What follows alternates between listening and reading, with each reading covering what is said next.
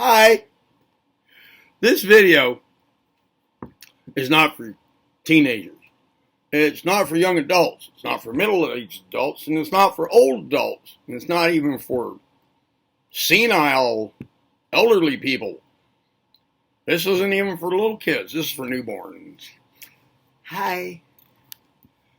Listen. You want to know something you're going to have to run across here. You're going to run across as you get older. It's going to have to do with seats, chairs and stuff, places to sit. And that has a thing that comes before it is a place where you have to lay on your back. And then whenever that's, you get past the being on your back thing, then you're going to have to sit on your bottom in a seat. There's a lot of emphasis put on seats and chairs. And then eventually that'll turn into where you're allowed to stand. But let's just talk about the seating thing. And now you're going to have to, I'm telling you, man, this is going to come up pretty soon for you if you're a newborn or just a very, very small infant. So pay attention to this. You might not know this is coming otherwise. But you need to be prepared for this because you have to have the proper attitude. All right? Look. There will come a day when you're taken out of your high chair and you're put in your little day thing, with a little swing in it, and it's on a tripod thing or a quadrupod thing, it opens up, right, and it's got a little chair in there, and it's hanging on a couple of chains or something, and it swings, You have to sit in it, and your little legs will stick out some holes, and you can swing in it.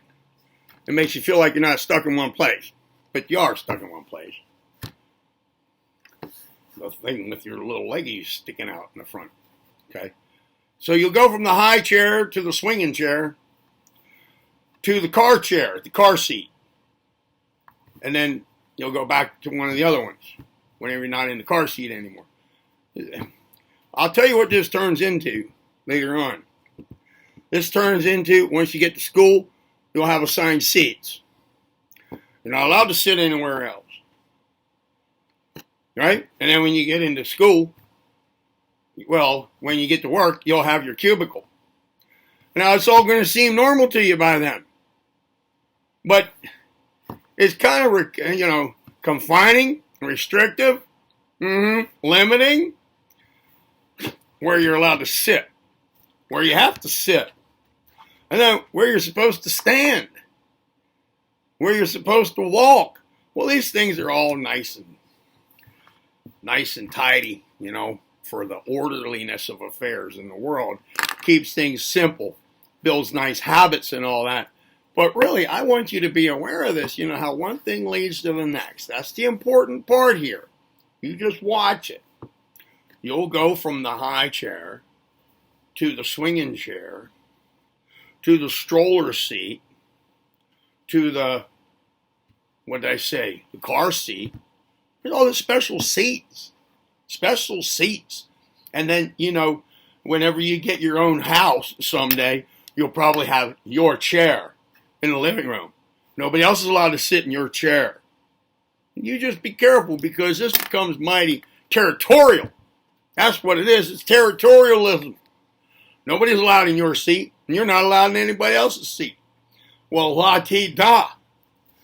Just be aware of this, all right? Whenever somebody says you have to sit here, this is yours, well, go sit in their seat. That's what you do. Go sit in their seat. Just let people know that you do still have a choice about some affairs, because later on, you might have given up that choice a long time ago, and you'll just sit wherever anybody tells you to. You sit there, and then you just go sit there, no questions asked. It just goes back to that high chair in that car seat. Telling you, just watch it, know what's going on, understand how it works. Don't argue about it a lot, but just stay on top of it with your mind, okay? Because if you just start going along with it without any further thought, you'll find yourself doing that with a lot of other things in life, and then that's not good for you. That's not cool. That's not cool. You'll just let everybody else make decisions for you. You'll think it's all preordained or predetermined. You might start to think that some bigger thing than you can even imagine designed all of this. And, well, just to keep you confined. And that might not be far from the truth, too. But just remember, it all goes back to that high chair. And what you're allowed to do while you're in it, and what you're not allowed to do while you're in it. High chair behavior. This gets to be a little bit too, I don't know, authoritative.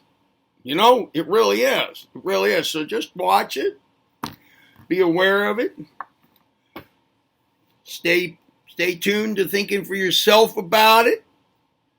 You know, the sooner you can come to the point where you can decide that you're going to go ahead and sit in the high chair rather than somebody else tell you, nope, this is where you go. And then you just go, okay. You don't have to argue about it. You don't have to say, no, I'm not going to do it and get out of the high chair and go sit in somebody else's chair at the table or anything like that. No, you can. But just every time somebody's going to sit you in the high chair, you decide for yourself, okay, I'll do it. I will do that. Yes, I will do that. You can think that new every time. Every time. Instead of just letting somebody else make the decision for you, you can decide that you'll go ahead and do it. Sure. That way, you're still making the decision. You know what I mean? You decide for yourself.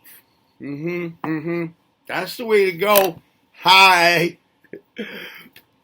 Well, that's a good thing to know about, you know, because a lot of this stuff comes down to where you're allowed to sit and what kind of seat you have and whose seat it is. Okay? At least that's how it's presented to you. You make the decision to go along with it rather than letting somebody else decide you're going to go along with this. Watch the seating arrangement. Seating arrangement is important. And whether you decide to go along with the seating arrangement is important too. Doesn't mean you have to go against it. The word there, the important word in that is decide. Following the word you. There you go. All right. Thanks for looking at the video and at my hair. Bye.